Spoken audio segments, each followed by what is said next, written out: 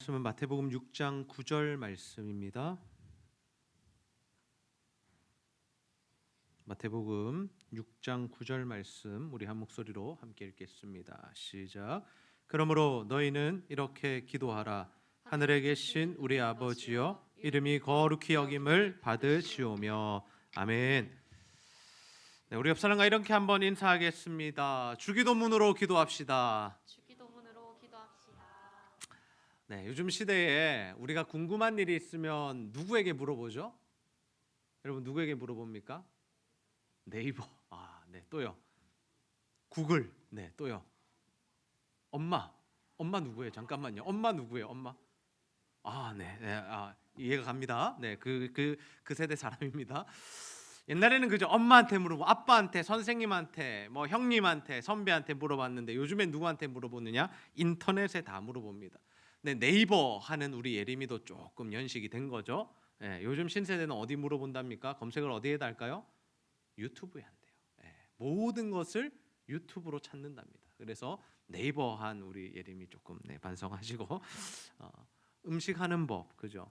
뭐 집을 잘 사는 법, 청소하는 법, 맛있는 음식점이 어딘가, 분위기 좋은 카페가 어딘가, 이런 것들 다 우리가 인터넷으로 찾습니다. 저도 구독하는 그 유튜브 페이지들이 많은데요. 그 중에 하나가 뭐냐면 실명 이야기해도 되나 모르겠네. 정확한 명칭은 모르니까 제가 이런 청소 아저씨인가? 거기 보면요, 막 아무튼 청소를 기가 막히게 잘할 수 있는 방법들을 다 알려줍니다. 제가 청소 매니아이기 때문에 청소에 대한 관심이 많아서 그 영상을 보면서 막 이렇게 따라 해보기도 하고 막 그렇게 하는데요. 우리가 이렇게 인터넷을 통해서 모든 삶의 어떤 뭐 문제나 궁금증이나 이런 것들을 다 풀어가죠. 저도 그렇습니다. 근데 우리가 신앙생활 하면서도 이런 모습들이 나타납니다.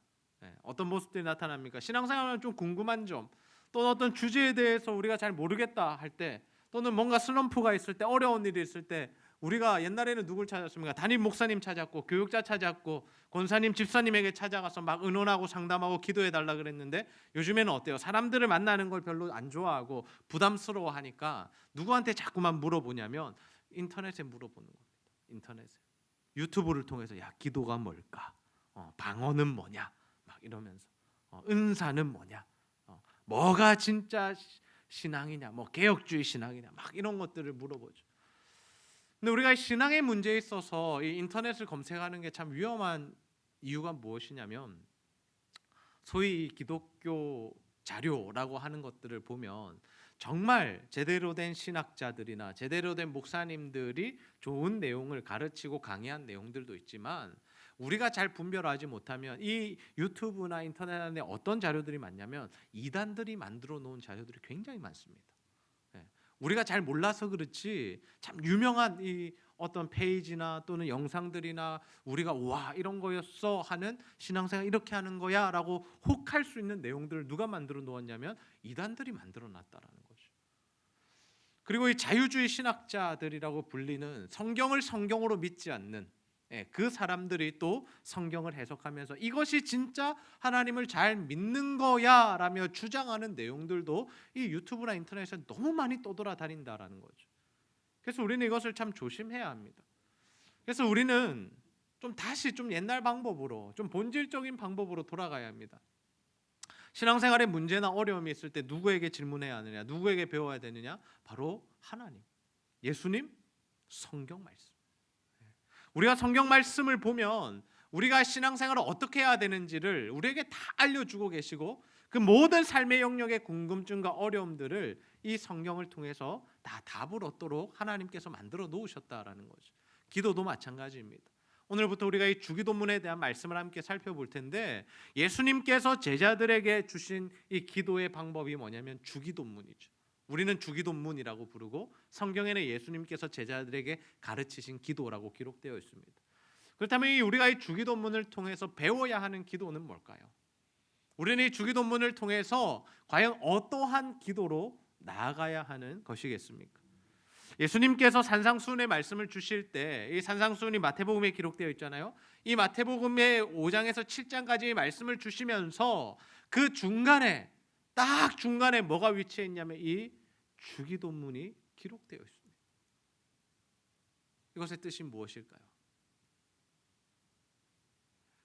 구원받은 하나님의 백성들이 살아가는 일에 있어서 가장 중심되는 기도가 뭐냐? 바로 이 주기도문이다라는 거죠. 하나님의 뜻대로 기도하는 것이 우리 신앙생활에 있어서 너무나도 중요하다라는 겁니다. 근데 사실 우리가 나중에 살펴보겠지만 이 주기도문은 단순한 기도문이 아니라 사실 우리의 삶의 전반을 변화시키는 능력의 말씀이다라는 거죠.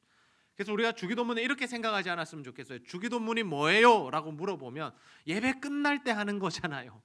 목사님 축도 대신에 하는 거잖아요.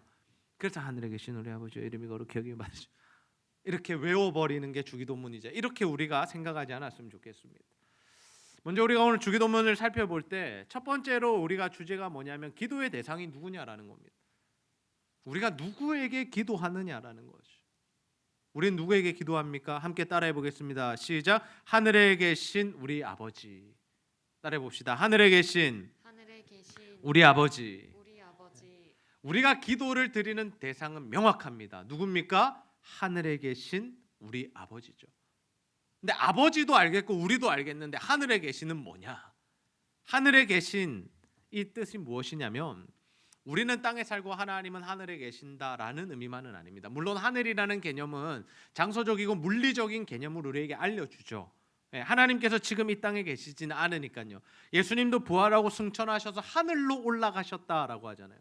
그러니까 어떠한 공간이 있는 것은 사실입니다. 그런데 그것보다 중요한 게 뭐냐면 하늘이라는 이 단어가 성경에서 늘 쓰여질 때 어떤 의미로 쓰여지냐면 능력이나 권세나 또는 통치를 의미할 때 이 단어를 쓰고 있다라는 거죠. 그러니까 지금 하나님께서 하늘에 계시다라는 것은 하나님께서 능력과 권세로 우리를 통치하고 우리를 다스리고 계시다라는 의미입니다. 하나님이 우리의 창조주 되십니다. 아멘입니까? 네. 하나님이 우리의 통치자 되십니다. 아멘입니까? 하나님께서 우리의 구원자 되십니다. 아멘입니까? 우리는 그 하나님께 기도하는 거죠. 그냥 아무 때나 대놓고 뭐 허상과 허구와 그냥 느낌 없이 그냥 기도하는 것이 아니라 정확한 대상을 두고 하늘에 계신 우리 아버지에게 우리는 기도를 하고 있습니다. 그렇다면 우리가 하늘에 계신 아버지께 기도할 때 어떤 마음가짐으로 기도해야 될까요? 하나님을 두려워하는 마음이 있어야 되죠. 하나님을 두려워하는 마음. 최근에 기독교 신앙 또는 최근에 우리 그리스도인들의 한 가지 문제점이 뭐냐면 하나님이라는 존재를 우리 자신의 구원을 위한 존재로만 축소시켜 생각한다라는 겁니다. 하나님, 이 하나님은 크고 위대하시고 세상을 창조하시고 우주를 통치하시는 능력의 존재이신데 그분을 어떻게 전락시켜 버리냐면 나를 구원시켜 주는 존재, 단지 그냥 내가 천국 가는 일 도와주는 존재, 그 존재로만 우리가 여길 때가 많다라는 거죠. 그러나 그렇지 않습니다. 우리가 중심이 아닙니다. 이 땅을 살아가면서 우리는 내가 중심이고 내가 내 인생의 주인이고 모든 세상이 나 중심으로 돌아가고 예배 때도 내가 은혜 받아야 되고 내가 잘 돼야 되고 내 인생이 펼쳐져야 된다라고 생각하지만 그렇지 않습니다. 우리는 하나님의 뜻과 계획과 역사 속에 존재하는 한 부분일 뿐입니다. 어쩌면 점도 되지 않는, 보이지도 않는, 우리가 중심이 아니라 하나님이 중심이시고 하나님이 우리의 조력자가 아니라 우리가 하나님을 따라가는 예수님의 제자들이죠. 저는 우리에게 이러한 하나님 경외하는 마음이 좀 회복되었으면 좋겠습니다. 예배를 드리러 나올 때도 마찬가지고 우리가 하나님께 예배할 때도 마찬가지고 정말 하나님을 좀 두려워하는 마음을 가지고 사셨으면 좋겠어요. 하나님을 두려워하는 마음을 가지면 예배를 준비하게 되는 겁니다. 오늘부터 우리가 20분 동안 기도를 하면서 예배를 준비했죠. 우리가 어떤 높은 사람을 만날 때 그냥 만나지 않습니다. 시간을 정하고요. 그 시간보다 일찍 가서 기다리면서 정갈한 옷을 입고 혹시 얼굴에 묻은 것은 없나 화장을 다시 한번 고치고 정자세로 앉아서 만나면 무슨 이야기를 할까, 무슨 말을 할까, 어떻게 해야 할까, 그분이 나에게 이런 질문을 하시면 난 어떻게 대답, 이런 고민들을 가진 채로 만나는 게 높은 분을 만나는 거죠. 근데 우리가 하나님을 만나면서 그냥 털레 나와서 아무런 뭐 감격이나 아무런 뭐 기대나 아무런 이 준비된 마음 없이 그냥 예배 드리고 간다. 좀 다시 한번 생각해 봐요. 그렇게 우리는 하나님을 두려워해야 됩니다.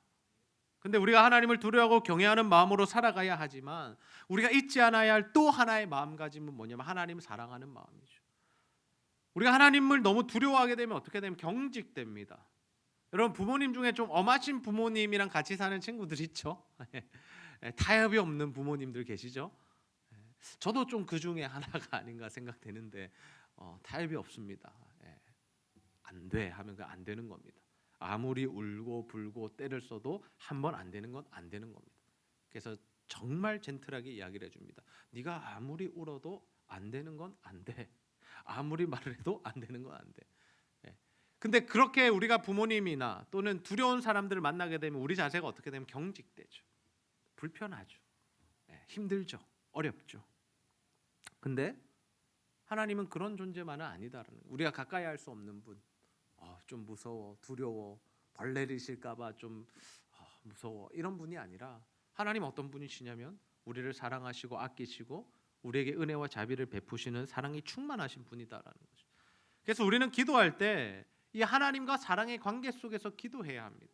이 관계를 맺는 것이 너무나도 중요하죠.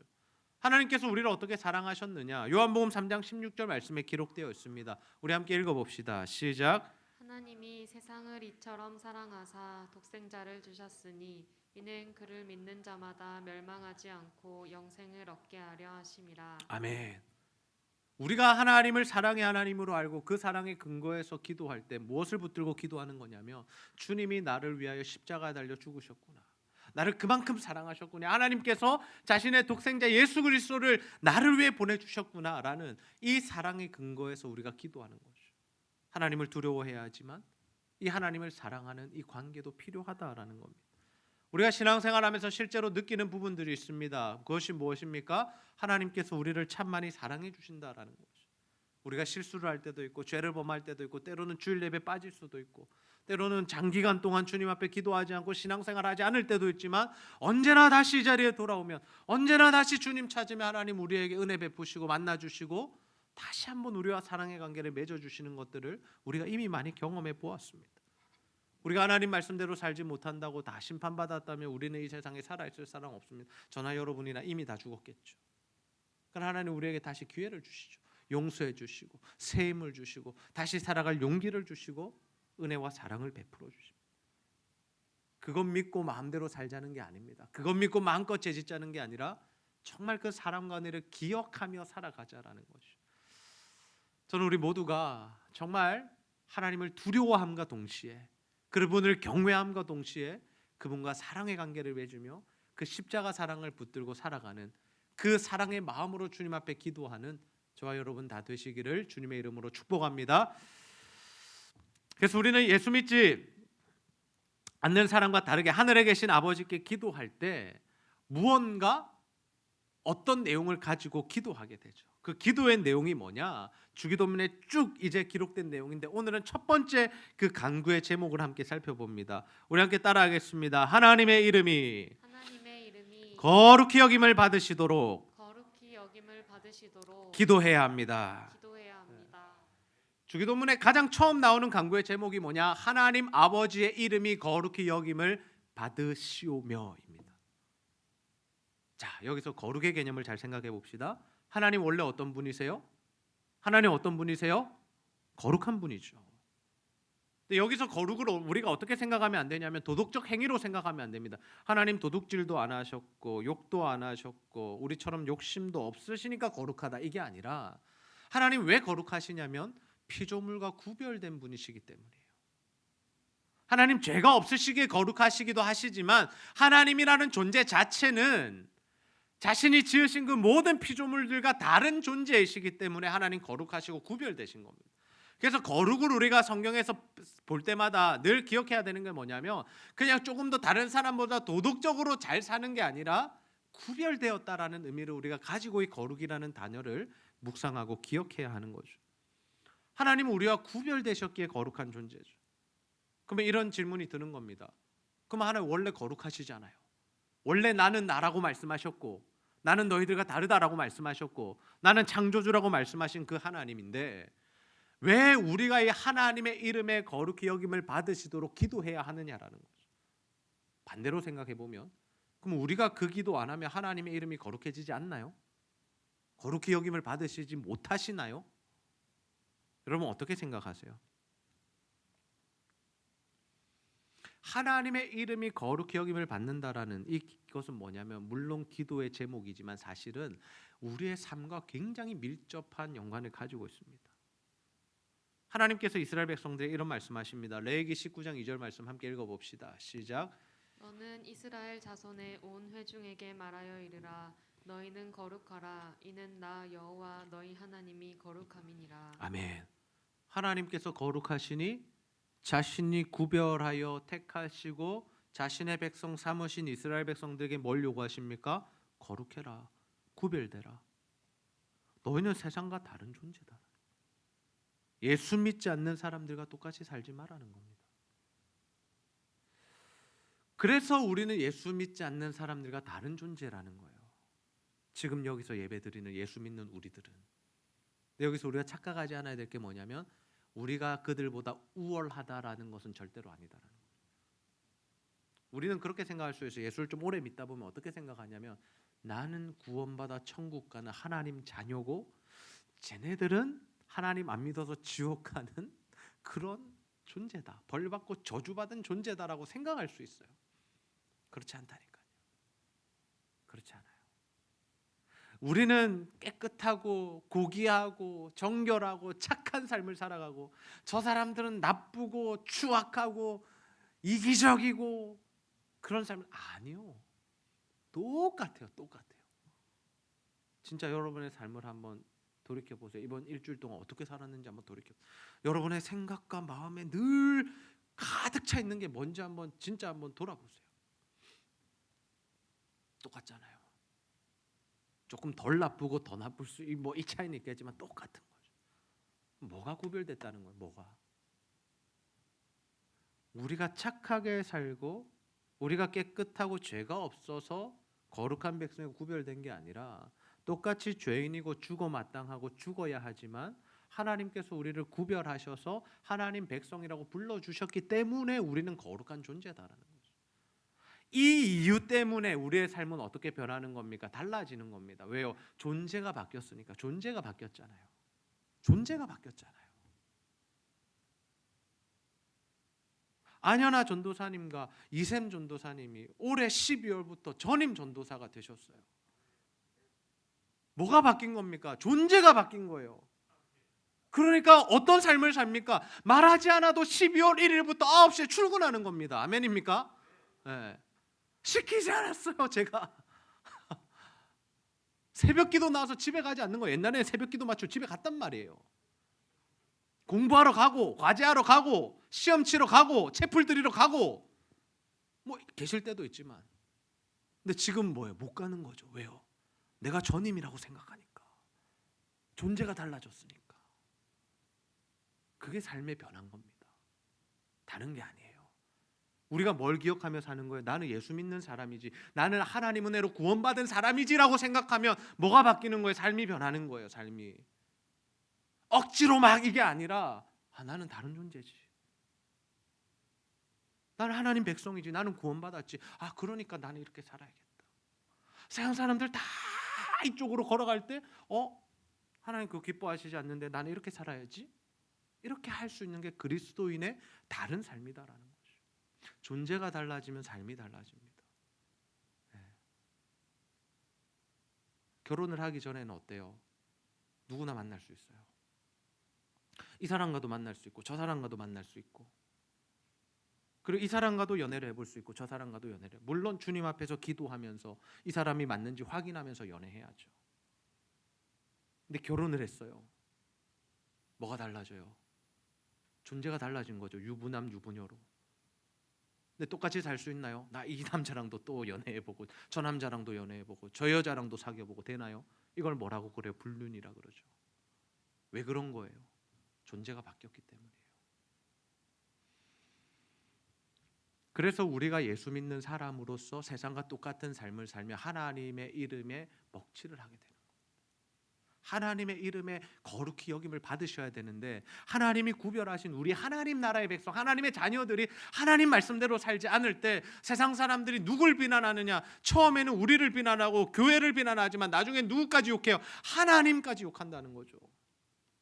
지금 시대가 그런 시대잖아요. 이번 주 인터넷을 뜨겁게 달군 사건이 뭡니까? 인천의 한 목회자 부부가 오미크론 변이 바이러스에 감염됐는데 그들이 공항에서 이동하면서 무슨 택시입니까? 그거 방역 택시 탔다고 거짓말했다는 거짓말 때문에 이게 문제가 된 거잖아요. 그 사람들 걸릴 수 있잖아요. 예수 믿는 사람도 걸릴 수 있잖아요. 확진될 수 있잖아요. 저도 그 가능성을 늘 열어두고 살아갑니다. 언제 어떻게 누구를 접촉하고 저도 집에 걸어 다닐 때 있고 버스 타고 다닐 때 있고 음식점도 가고 성도들이 이렇게 매주 드나들고 오늘도 한 집사님께서 지금 사업장에 확진자가 생겨서 지금 교회 못 나오셨는데 이거 일어날 수 있는 일, 이거는 특별히 뭐 죄지어서 일어나는 일이 아니라 자연스러운 현상이잖아요. 우리 감기 걸리는 거 자연스럽잖아요. 뭐 죄악된 게 아니잖아요. 근데 여기서 왜 문제가 됐냐? 거짓말한 거죠. 거짓말. 물론 전체적인 상황을 보면 조금 이해는 갈 거예요. 언론에는 이렇게 부각되지 않지만 그 사람이 뭐 우즈베키스탄 고려인 3세라고 해요. 그 목회자들이. 그러니까 한국 사람이 아니라 언론을 보면 그 교회 담임 목사 부부인 것처럼 막 이렇게 막 설명이 되어 있는데 아니라 그 교회에서 우즈베키스탄 출신이니까 러시아 예배를 드릴 거 아니에요. 러시아 예배를 인도하는 목회자 부부였대요. 근데 그 목사님과 사모님을 픽업하러 누가 갔을까요? 그 우즈베키스탄 사람이 간 거죠. 모르겠어요. 뭐 상황은 어떻게 되었는지, 왜 그렇게 하셨는지, 왜 거짓말을 하셨는지 우리는 다 알 수는 없죠. 세부적인 것까지. 근데 세상 사람들이 주목하고 끝까지 집요하게 물고 있는 게 뭐냐면 단어 3개입니다.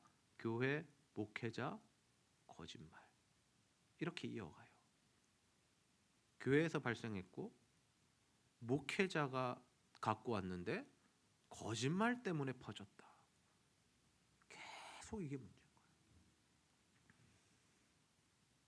이유 어찌되었든 이 목회자의 이 거짓말을 했다는 것이 진실이라면 이 거짓말 때문에 어떤 일들이 일어나게 된 겁니까? 사람들이 하나님의 이름을 거룩히 여기지 않게 된 거예요. 댓글들을 쫙 봤어요. 마음이 되게 아프더라고요. 주로 이런 반응들이에요. 또 교회다. 야, 목사가 왜 그러냐? 좀 심하면 천국 가고 싶으면 니네 나가라. 그 다음에 교회는 폐쇄해야 된다. 계속 이렇게 넘어가는 거죠. 계속. 그러면서 교회를 죄악시하고 예배드리는 걸 죄악시하고 하나님 없는 것처럼 이야기하고 예수 믿는 사람 전부 다 나쁜 사람인 것처럼 이야기하죠. 물론 하나님의 이름을 욕하는 자다 하나님께서 가만두시지 않습니다. 여러분 기억하셔야 돼요. 같이 욕하면 안 돼요. 하나님 그거 기뻐하시지 않으세요. 근데 그런 공격거리를 만들어준 것은 분명한 우리의 잘못인 거죠. 우리가 반성해야 되는 부분이에요. 그 교회만 반성하고 끝날 게 아니라 우리가 반성해야 되는 거죠. 그래서 우리는 이런 일들이 일어날 때마다 어떻게 해석하면 좋을까요? 어떻게 해석하면 좋을까요? 궁극적으로 하나님 뜻을 물어야겠죠. 하나님 왜 이런 일이 일어났습니까? 라고 물어야 하겠지만 사실은 가장 먼저 돌아보아야 할 것은 뭐냐면 우리 자신의 삶입니다. 이런 문제가 딱 터지면 아이고 이게 아니라 아이고 주님 저는 정직하게 살고 있나요? 주님 저는 그리스도인으로서 거짓말 안 하는 삶을 살고 있나요? 주님 제 주변의 친구들이나 함께 직장 생활하는 사람들이 제 삶을 보고 정말 하나님께 영광을 돌리고 있나요? 아니면 하나님의 이름을 욕하고 있나요? 과연 나는 지금 어디에 서 있나요? 내 삶은 어떤 평가를 받고 있나요? 그럼 우리가 구별된 자잖아요. 거룩한 자고 하나님의 이름을 거룩하게 해야 하는 자들인데 어떻게 하면 가능하냐라는 거죠. 두 가지 실제적인 대안이 있습니다. 첫 번째는 뭐냐면 날마다 죽는 겁니다. 날마다 죽는 거. 고린도전서 15장 31절 말씀 함께 읽습니다. 시작. 형제들아 내가 그리스도 예수 우리 주 안에서 가진 바 너희에 대한 나의 자랑을 두고 단언하노니 나는 날마다 죽노라. 아멘. 사도 바울이 예수 믿자마자 이거 쓴 거 아니죠? 예수를 믿고 오랜 시간 사역하면서도 이 말씀을 기록했다는 건 뭐예요? 우리는 날마다 죽어야 하는 존재다. 주님 앞에 서는 날까지. 근데 뭘 죽여야 하느냐는 거죠. 우리 안에 욕심들, 정욕들, 죄된 본성들, 하나님 기뻐하시지 않는 습관들을 날마다 죽여야 한다라는 거예요. 그 죽이는 과정이 없으면 결국 문제가 생기는 거예요. 하나님이 영광을 못 받으시는 거죠. 내 안에 혈기가 나타나요. 내 안에 욕심이 드러나요. 정욕이 살아 움직여요. 그 모습을 바라본 사람들은 하나님께 영광을 돌리지 못하는 거죠. 너 예수 믿으면서 왜 그렇게 이기적이야?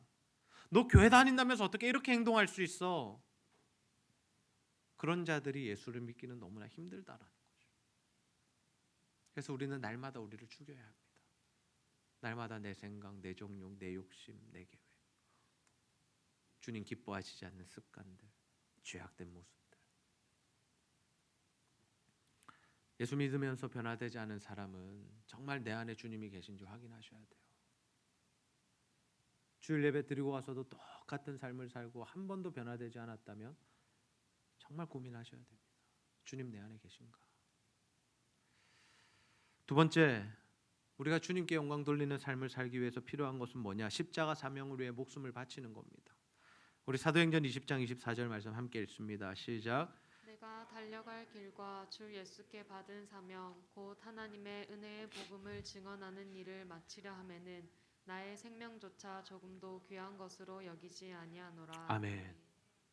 사도 바울이 이때 어떤 일들이 있었냐면 함께 기도하는 사람들, 동역자들이 사도 바울이 예루살렘으로 가는 거 말립니다. 왜 말렸을까요? 가면 너 고생할 거야, 잡힐 거야, 환난 당할 거야, 핍박 당할 거야. 근데 이게 그냥 예측이나 어떤 정보력에 대한 의한 일이 아니라 성령이 주시는 말씀과 음성과 감동에 따른 이야기였습니다. 근데 사도 바울도 성령으로 충만했잖아요. 사도 바울도 알고 있었던 거예요. 내가 가면 고생하고 힘들고 잡히고 어렵겠구나. 근데 사도 바울은 뭐라고 이야기를 하고 있습니까? 나 알아.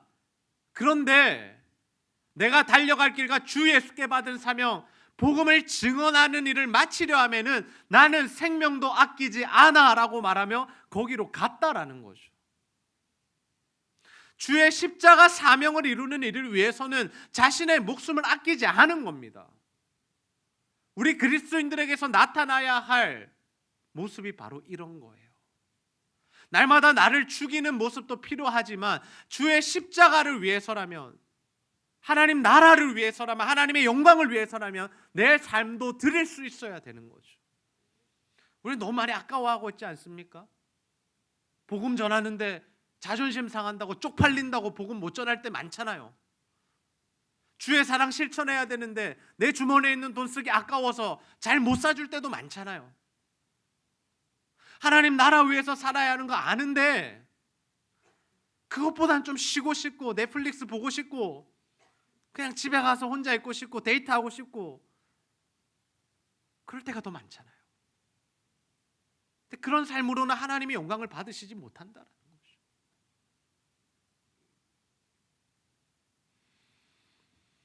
우리가 복음을 위해서 자존심도 버리고 물질도 사용하고 시간도 투자할 때 한 영혼이 살아나는 겁니다.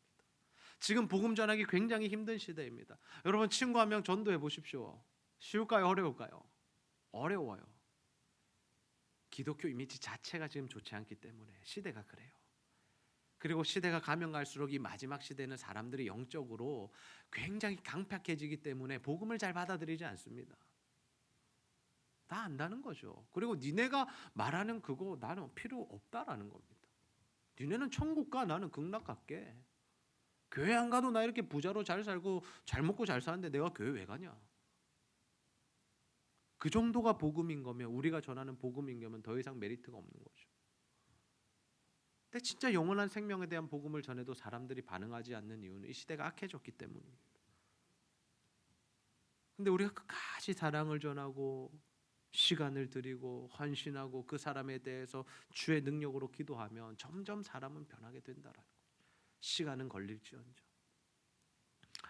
우리가 하늘에 계신 우리 아버지의 이름을 거룩히 여기는 여김을 받게 하는 그 삶을 사는 비결은 뭐냐? 우리가 구별됨을 기억하며 거룩한 삶, 주님을 따라가는 삶, 십자가를 지는 삶을 사는 겁니다. 우리가 그러한 삶을 살아갈 때 아버지께서 영광을 받으시고 그 이름이 거룩히 영임을 받게 될 줄로 믿습니다.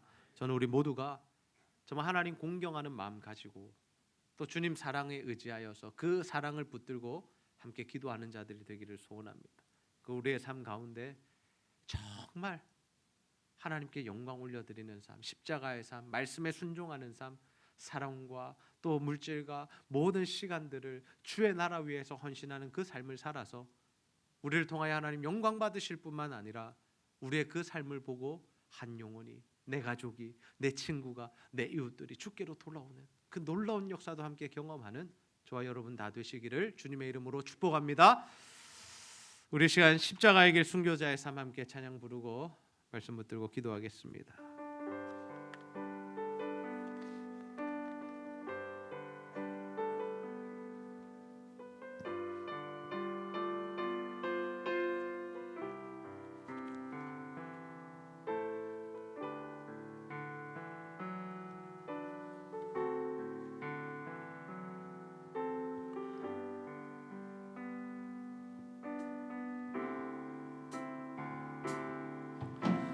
내 마음에 주를 향한 사랑이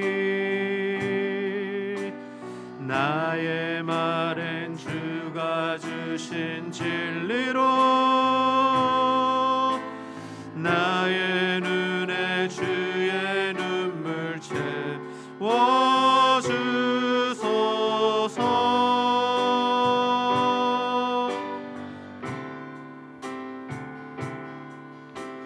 내 입술엔 찬양의 향기가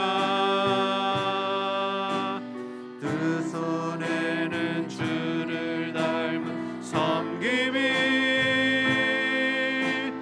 나의 삶의 주의 은정 나게 하소서.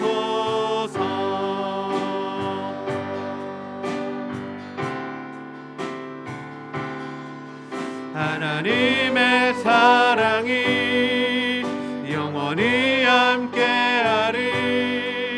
십자가의 길을 걷는 자에게 순교자의 삶을 사는 이에게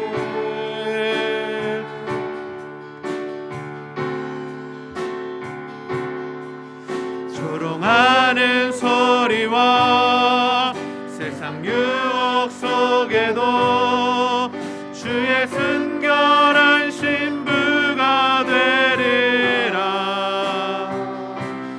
내 생명 주님께 드리리.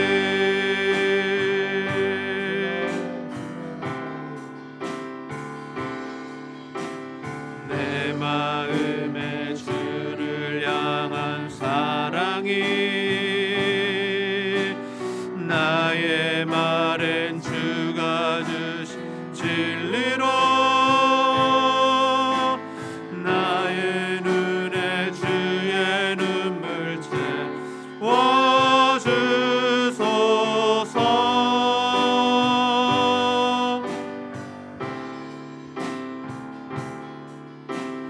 내 입술에 찬양의 향기가 두 손에는 주를 닮은 섬김이 나의 삶의 주의 은정 나게 하소서.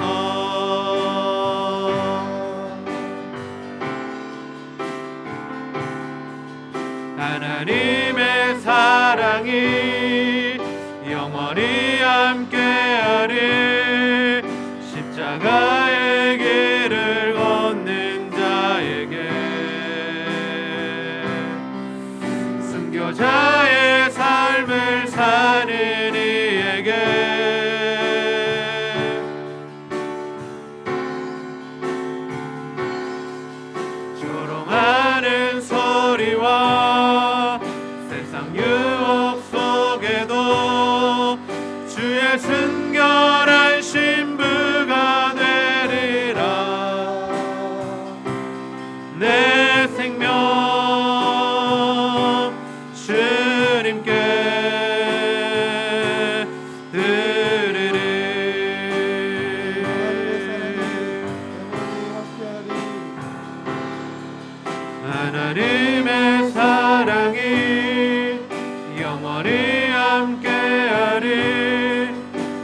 십자가의 길을 걷는 자에게 순교자의 삶을 사는 이에게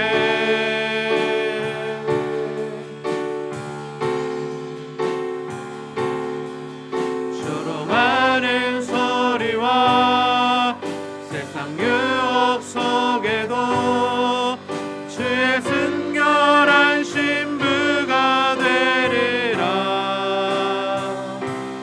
내 생명 주님께 드리리. 우리 시간 말씀 붙들고 한번 기도합시다. 하나님께서 우리의 창조주 되시고 통치자 되시며 구원자 되심을 기억하며 오직 하나님을 경외하는 마음을 우리에게 더하여 주옵소서. 자신의 아들을 내어주신 그 하나님 아버지의 사랑을 기억하며 그 사랑을 붙들고 기도하는 우리들 되게 하여 주옵소서. 하나님의 은혜로 구원받은 구별된 존재로서 십자가의 길을 가며 순교자의 삶을 살아 하나님의 이름이 거룩히 여김을 받게 하는 우리의 삶이 되게 하시고 그 삶을 통하여 우리 주변의 한 영혼들이 주께로 돌아오는 놀라운 역사가 일어나게 해달라고 우리 하나님 말씀 붙들고 간절히 기도하도록 하겠습니다. 아버지 하나님 참으로 감사합니다. 오늘도 하나님 말씀을 통하여 아버지 하나님 우리가 누구에게 기도하며 어떻게 기도해야 할지 무엇을 기도해야 할지 우리에게 알려주시니 너무나 감사합니다. 하나님 우리 아버지 되시고 우리의 창조주 되시며 우리의 구원자 되시며 우리를 통치하시는 그 하나님을 경외하는 마음 우리에게 더하여 주시고 아버지 그 하나님께서 우리를 사랑하셨음에 아버지 그 사랑을 붙들고 우리가 주님 앞에 날마다 나와 기도할 수 있도록 아버지 하나님 도와주시고 역사하여 주옵소서. 하나님 우리를 구별하여 택하시고 하나님 백성 삼아주시는 은혜 너무나 감사합니다. 우리가 구별된 존재로서 하나님 나라를 위한 삶을 살아가게 하여 주시고 하나님을 기쁘시게 하는 삶을 살아갈 수 있도록 주여 아버지 하나님 도와주시고 하나님 역사하여 주옵소서. 하나님 우리 가운데 하나님 아버지 하나님을 향한 마음을 더하여 주시고 아버지 하나님의 이름을 거룩히 여기는 삶을 살게 하여 주셔서 아버지 우리를 통하여 영광 받아주시기를 원합니다. 우리의 삶을 통해 하나님 죽어가는 영혼들이 주께로 돌아오는 역사가 있기를 소원하오니 주여 아버지 하나님 붙들어 주옵소서. 하나님 아버지 함께 하시고 하나님 역사하여 주시옵소서.